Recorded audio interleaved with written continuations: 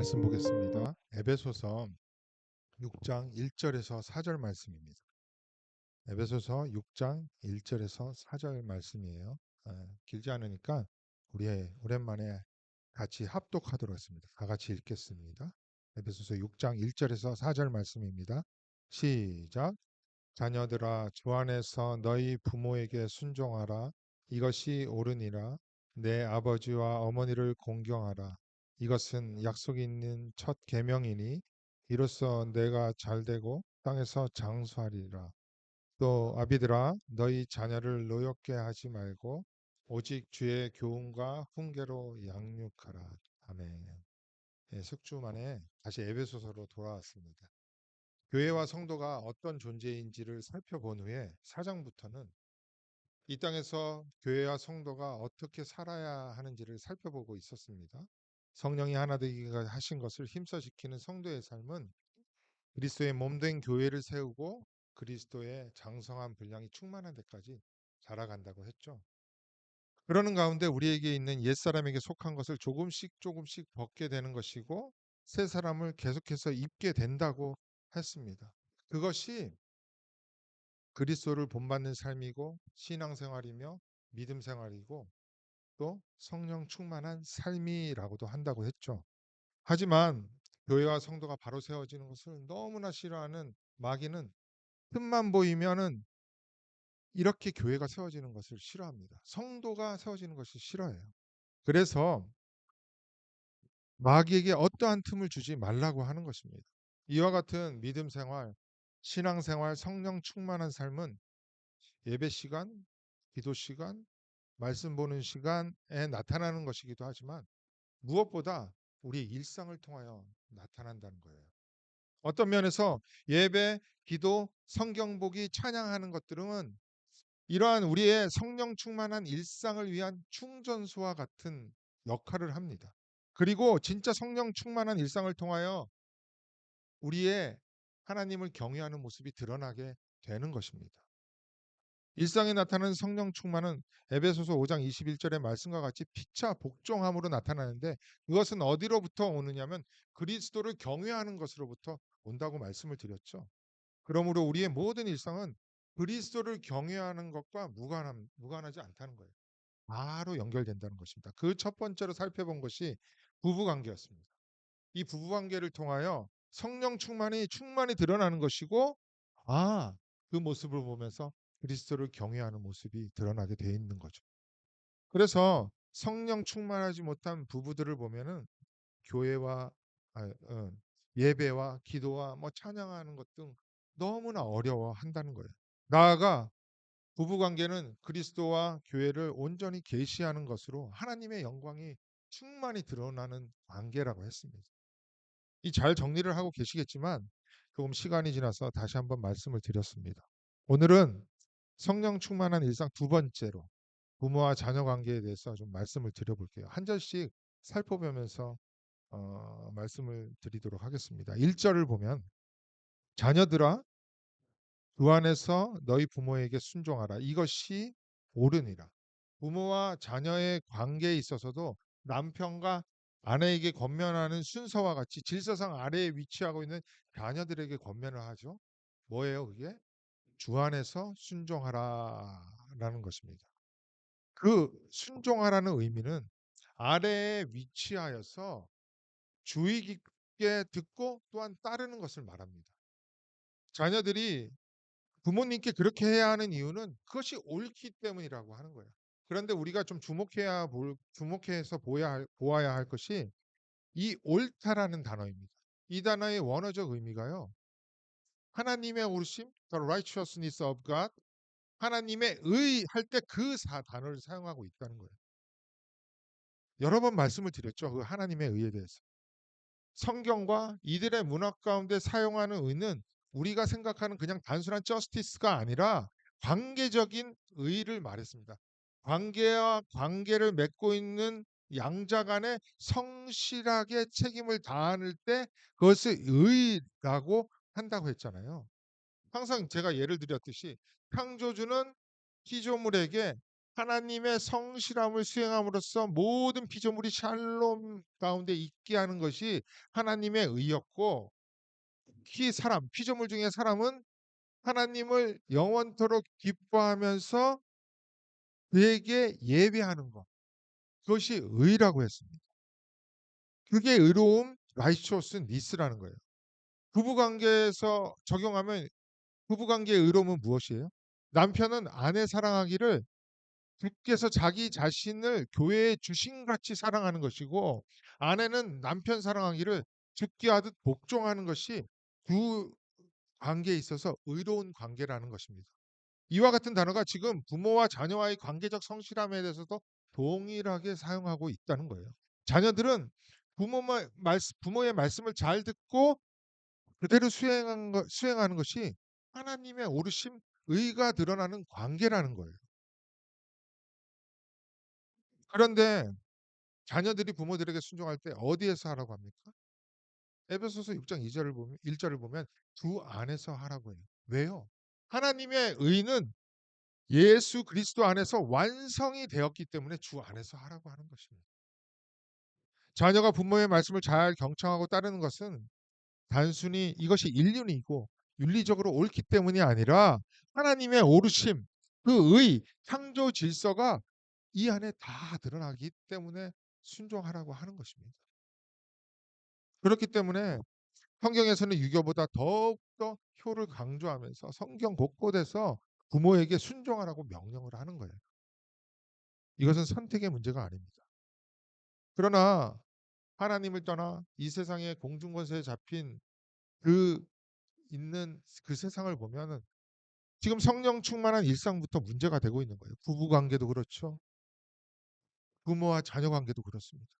지금 이것들이 이 시대는 다 무너지고 있는 거예요. 인류와 사회를 존재하게 하는 가장 기본적인 것들을 망가뜨리고 있는 것입니다.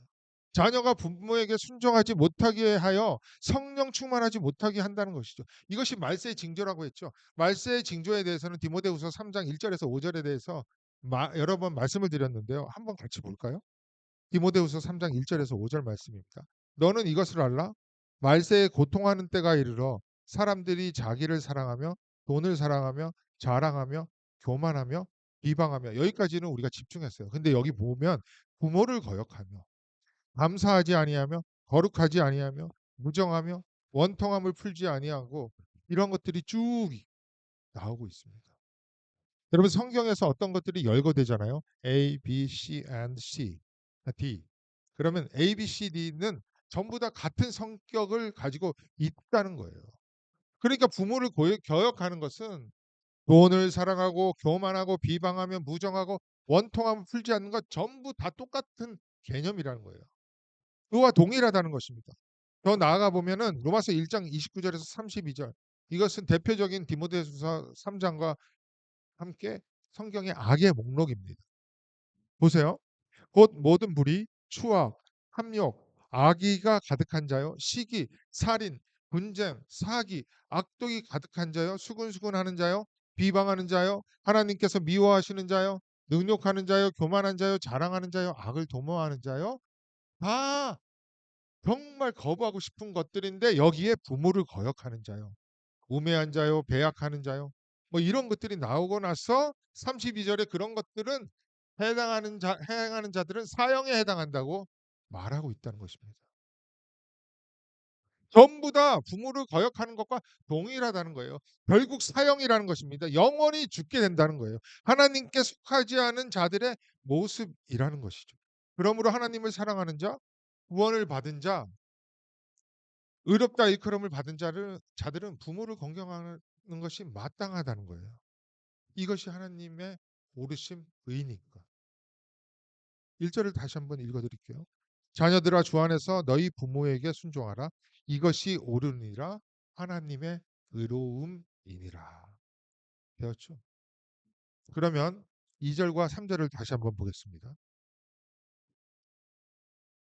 내 아버지와 어머니를 공경하라. 이것은 약속이 있는 첫 계명이니 이로써 내가 잘되고 땅에서 장수하리라. 저는 이 말씀을 보면서 좀 궁금한 점이 있었습니다. 부모를 공경하는 것이 약속이 있는 첫 계명이라는 것과 두 번째는 부모에게 효도하면 내가 잘 되고 또 이 땅에서 장수한다는 이 두 가지가 조금 궁금했어요. 이해가 안 되었습니다. 첫 번째, 약속이 있는 첫 계명이라고 할 때 이 계명이라는 단어는 율법, 하나님이 주신 계명, 때때로는 명령을 가리킬 때 사용하는 단어였습니다. 그래서 좀 생각을 해봤어요. 하나님이 인간에게 언제 처음으로 율법을 주셨지? 물론 구두가 아니었을 수도 있죠. 여러 가지 형태지만 명령하셨을 수도 있지만 진짜 율법의 형태로 우리에게 계명을 주신 처음이 십계명이잖아요. 그래서 십계명이 무엇인지는 알겠는데 여기서 첫 약속 있는 첫 계명이라고 그래서 한번 찾아봤습니다. 찾아봤더니 출애굽기 20장에 1계명부터 4계명까지 나와요. 이거는 하나님과 인간의 관계에 대해서 말하는 것이고 사람과 사람에 대한 관계 그것이 다섯 번째에서 여섯 번째, 열 번째 그 계명이잖아요. 첫 번째 계명부터 네 번째 계명까지는 너는 나 외에 다른 신을 내 앞에 두지 말라. 우상을 만들지 말라. 하나님의 이름을 망령되게 부르지 말라. 안식일을 거룩하게 지키라. 그런데 자세히 살펴보니까 어떤 약속이 없더라고요. 저도 이걸 새삼 깨달은 거예요. 그냥 지키라는 것입니다.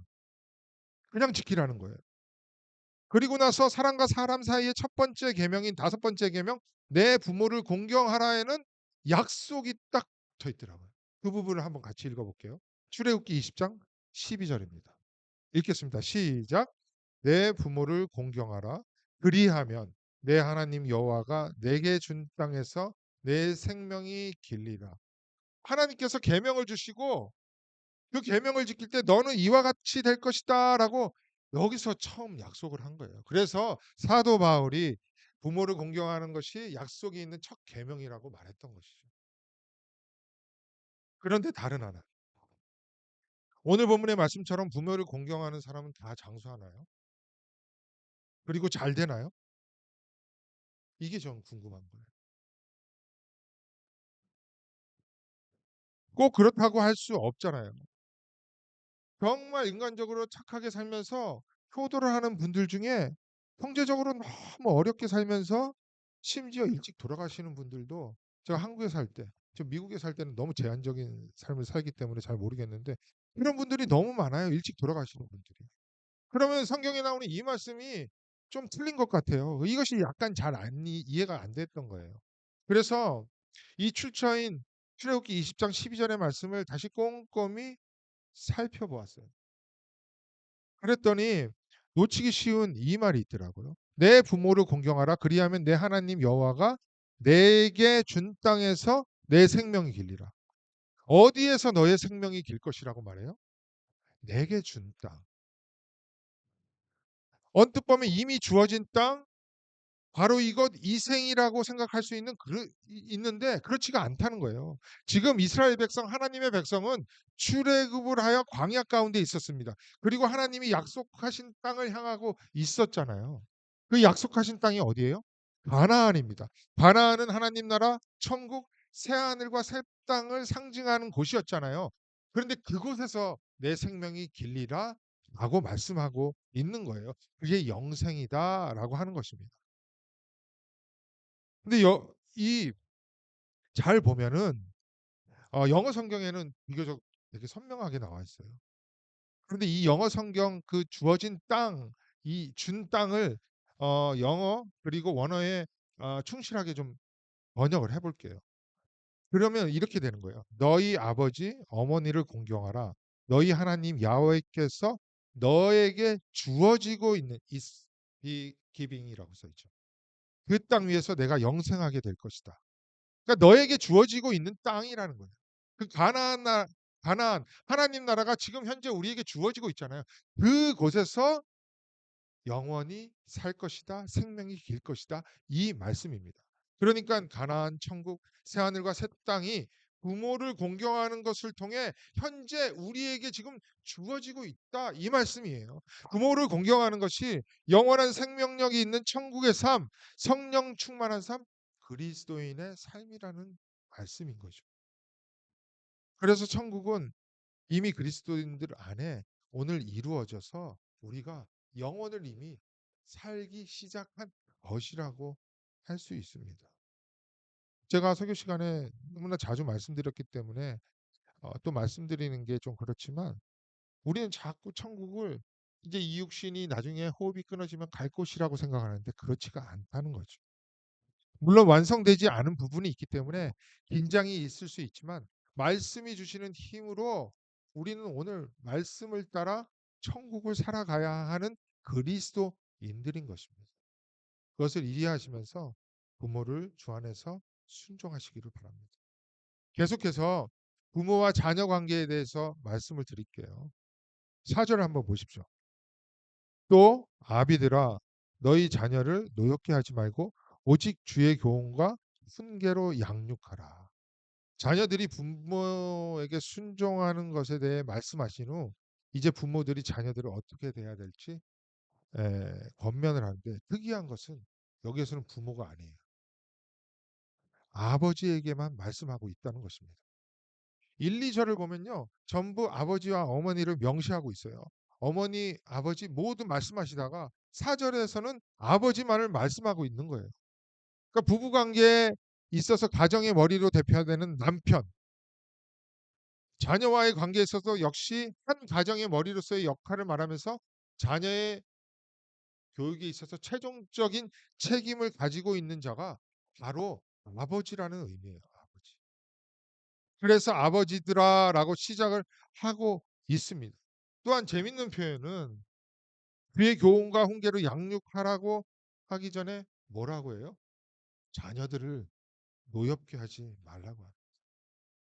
에베소서가 기록될 당시 아버지는 정말 자녀들에게 절대적인 권위를 가지고 있었잖아요. 그러니까 이게 시사하는 바가 큰 거예요. 절대적인 권위를 가지고 있는 것 좋습니다. 하지만 절대적이라는 말은 한편으로는 함부로 대할 수 있다는 말이에요. 아버지에게 있는 절대적인 권위는 자녀들을 양육하고 훈계할 때 그 선을 넘어서서 대할 수 있다는 말과 같다는 거예요. 여러분 선을 넘어섰다는 표현은 이런 것입니다.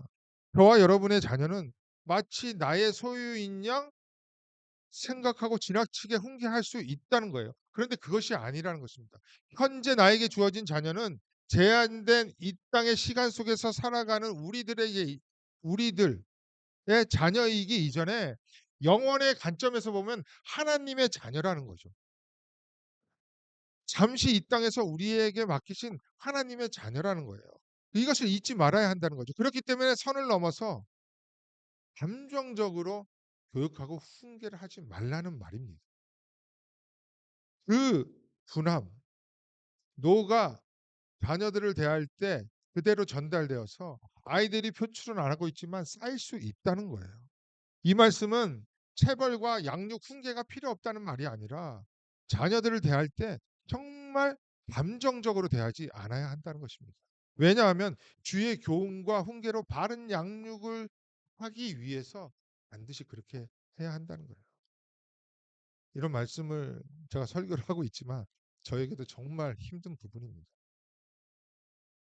왜냐하면 자녀를 양육하다 보면 너무나 제가 감정적으로 대할 때가 있다는 거예요. 그래서 저는 이 말씀을 준비하면서 저에게 참 도전이 되고 많은 생각을 하고 했다는 것입니다. 우리는 하나님께서 이 땅에 있는 동안 하나님의 자녀를 그리스도의 사람으로 잘 양육하라고 우리의 자녀들을 주신 것이라는 것을 다시 한번 기억하시길 바랍니다. 나에게 맡겨진 기간 동안 최선을 다하여 자녀들을 노엽게 하지 말고 하나님의 대리권자로서의 직무를 온전히 다하여 주의 교훈과 훈계로 양육해야 한다는 거예요. 그러면 주의 교훈과 훈계는 무엇을 말씀하는지 좀 살펴볼게요. 주의 교훈과 훈계라고 할 때 우리는 시선이 너무나 빨리 훈계와 교훈에 가기 쉽지만 우선적으로 생각해야 하는 것이 주의입니다. 그러니까 주의 교훈과 훈계라는 거예요. 이게 무슨 말이냐면 예수를 믿는 우리일지라도 이 세상을 살아가고 있기 때문에 자칫 잘못하면 우리는 이 세상의 가치관이나 사상에 쉽게 영향을 받잖아요. 그래서 그것으로 우리 자녀들을 교육할 수 있다는 거예요. 그런 교육이 아니라 오직 주의 뜻대로 양육하여야 한다는 거예요. 공부를 잘해서 너네가 이 땅에서 출세를 하고 다른 사람보다 많은 것을 누리고 그렇게 살아가는 자녀를 흐뭇해하고 자랑거리로 삼지 말아야 한다는 것입니다. 자녀가 그렇게 되는 것을 바라지 말라는 게 아니라 그것보다 주의 뜻에 합당한 양육이 우선되어야 한다는 거예요. 우리가 살아가는 이민 사회를 보십시오. 이민 사회뿐만이 아니에요. 전 세계가 그렇죠. 이민을 오게 된 여러 가지 이유 중에 가장 큰 이유가 이 자녀 교육 때문에 오게 되었습니다. 그런데 그 자녀의 잘됨이 무엇이었어요? 세상적 기준이었잖아요. 믿음이 있다고 하는 자들조차 전부 세상적 기준으로 잘 되는 것을 바랬던 거예요. 그래서 자녀들이 공부 잘해서 의사가 되고 변호사가 되고 잘 나가는 사업가 되고 출세하는 것에 우선이다 보니 공부하는 과정에 잠깐 신앙 포기하는 것을 너무나 쉽게 허락을 하는 거예요. 그리고 부모들은 그 뒷바라지를 하기 위해서 돈을 열심히 벌기 위해 신앙은 거의 포기하고 살다 보니까 우리 2세들이 수많은 2세들이 다 교회를 지금 현재 떠나고 있는 것입니다. 한국도 마찬가지예요. 이것이 주의 교훈과 훈계가 아니라 아버지와 어머니의 세속적 교훈과 훈계였다는 거예요.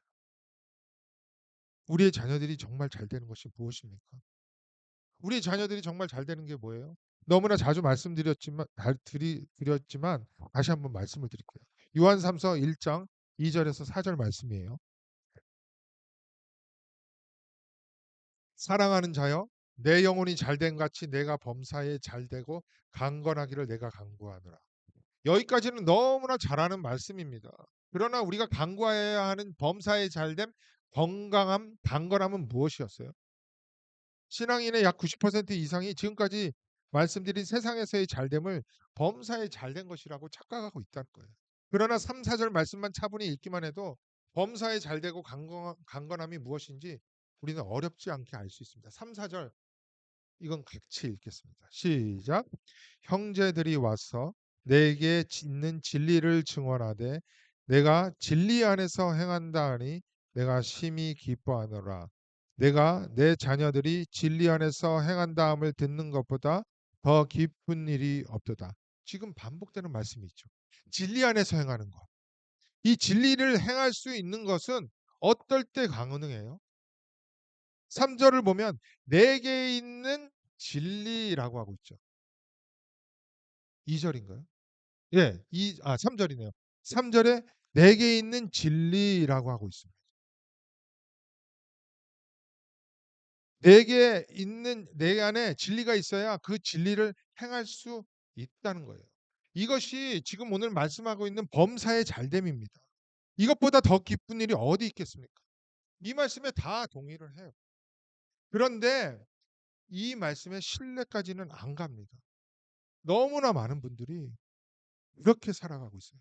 교회의 교육부가 말씀을 어떻게 잘 가르치냐 보다 어떤 시스템으로 얼마만큼의 경제적 지원을 받아서 우리 아이들의 세상적 기쁨을 채우느냐에 교회가 많이 넘어가게 되었어요. 그리고 교회를 그렇게 판단합니다. 그리고 아이들의 인간적 기쁨을 위해 교육부를 선택을 하죠. 아이들의 세상적 즐거움, 놀이, 그들만의 인간적인 네트워크 형성에 이민사회, 한국 사회의 교회는 다 넘어간 거예요. 또한 자녀들의 신앙교육은 교회가 또 전부잖아요. 교회에서는 진리를 가르치는 것보다 아이들의 기쁨을 위한 프로그램이 개발되는 것에 우선되고 가정에서는 진리를 온전히 깨닫지 못하는 부모들에 의해 신앙교육이 거의 방치되다 보니 교회를 떠나 전부 세상에서 잘 나가는 일만 포커스를 맞추고 있는 거예요. 세속적인 교훈과 훈계로 아이들을 가르치는 것이 아니라 주의 교훈, 훈계여야 한다는 것이죠. 주님이 기뻐하시고 주님의 뜻대로 양육시키는 교훈과 훈계이어야 한다는 것입니다. 그렇다면 교훈과 훈계에 대한 의미를 좀 더 살펴보도록 할게요. 이 교훈이라는 말은 영어로 discipline, instruction, training, education입니다. 그러니까 디모데후서 3장 16절에 교훈과 책망과 바르게 함과 의로 교육한다고 할 때 이 의로 교육한다는 단어가 이 단어를 사용하고 있어요. 또한 히브리서 12장 5절에 내 아들아 주의 징계하심을 경히 여기지 말며 그에게 꾸지람을 받을 때 낙심하지 말라라고 할 때 징계라는 단어도 이와 동일한 단어를 사용하고 있다는 거예요. 어떤 한 사람을 인격체로 만들어가기 위해 필요한 모든 교육 방식을 말하는 것입니다. 거기에는 징계까지를 포함하는 거예요. 그러니까 아버지가 하나님을 대리하여 자녀들을 하나님의 형상으로 회복하는 교훈과 훈계는 교육, 훈련, 가르침, 징계까지를 포함하는 모든 교육 방식을 말하는 것이죠. 단 대리권자라는 정체성을 잊지 말아야 한다는 거예요. 노여워하게 하지 말라는 것입니다. 또한 주의 훈계라고 할 때 이 단어는 말과 행동으로 자녀에게 경고하고 가르치는 것을 말합니다. 교훈 안에 포함되는 단어이기도 하지만 말과 행동으로 자녀에게 가르쳐야 전인격적인 교육이 되기 쉽다는 거예요. 그러니까 부모의 삶이 먼저 되어야 한다는 것입니다. 이것이 정말 가장 중요하죠. 아까도 말씀드렸지만 신앙교육 일주일 한 번, 그것도 교회 1시간, 1시간 반 그것으로 끝내서는 절대 안 될 거예요. 주중에 부모가 이 말과 행동을 따라서 자녀들을 잘 가르쳐야 한다는 것입니다. 그런 의미에서 우리 마지막으로 부모된 우리는 쉐마라고 알려진 이 신명기 말씀에 귀를 기울이고 들어야 할 줄 믿습니다. 신명기 6장 4절에서 9절 말씀 마지막으로 좀 볼게요. 이스라엘아 들으라 우리 하나님 여호와는 오직 유일한 여호와시니 너는 마음을 다하고 뜻을 다하고 힘을 다하여 내 하나님 여호와를 사랑하라. 오늘 내가 내게 명하는 이 말씀을 너는 마음에 새기고 내 자녀에게 부지런히 가르치며 집에 앉았을 때에든지 길을 갈 때에든지 누워 있을 때에든지 일어날 때에든지 이 말씀을 강론할 것이며 자녀들에게 먼저 하라기보다는 부모들에게 지금 하라고 하는 말씀이잖아요. 자녀들 안에 그리스도의 말씀 진리가 있게 하기 위해서 먼저 그 부모들이 그 진리의 말씀을 듣고 그 안에 있어야 하는 것이고 행할 때 가능하게 된다는 거예요. 부모들이 먼저 8절입니다. 너는 또 그것을 내 손목에 메고 기호를 삼으며 내 위간에 붙여 표로 삼고 여러분 내 손목에 기호를 삼는다는 것은 성경 공부 시간에도 말씀드렸지만 이게 행할 때 움직이잖아요. 그 행할 때마다 주의 말씀을 근거로 행하여야 한다는 거예요. 그리고 미간이라는 것은 눈과 눈 사이를 말하잖아요. 그러니까 눈이라는 것은 우리의 육체적 시각을 말하는 것이기도 하지만 이것을 통하여서 어떤 것을 인식하고 이해하며 통찰력이 생기는 곳을 말하는 거예요. 즉 모든 사고와 생각하는 것의 출발점입니다. 그러니까 그 사이에 말씀을 붙였다는 것은 어떤 것을 인식하고 그것을 이해하며 또 그것으로 인하여서 행하는 모든 것이 다 하나님의 말씀에 근거해야 한다는 거예요. 그리고 나서 구절을 볼까요? 또 내 집 문설주와 바깥문에 기록할지니라. 그러니까 지금으로 말하면 세상에 나아가는 곳에 또 들어오는 곳에도 말씀을 붙여가지고 이 세상 모든 영역이 하나님의 말씀에서 벗어나는 것이 없다라는 것을 교훈과 훈계로 가르쳐야 한다는 것입니다. 이것을 잊지 않아야 한다는 거예요. 우리는 오늘 이 두 번째 성령 충만한 그리스도인의 일상인 부모와 자녀의 관계에 대해서 살펴보았습니다. 이게 의의 관계로 출발하는 거예요. 이곳에 계시는 모든 분들은 자녀이며 또한 부모이기도 하잖아요. 그러므로 부모 되시는 분들은 자녀를 주의 교훈과 훈계로 죽게 들이시기를 바랍니다. 또한 주의 교훈과 훈계로 양육하는 부모님들에게 항상 순종하는 자녀가 되므로 성령 충만한 일상을 살아가는 우리 모든 그리스도 반석교회 믿음의 백성들이 되시기를 주님의 이름으로 기도드립니다.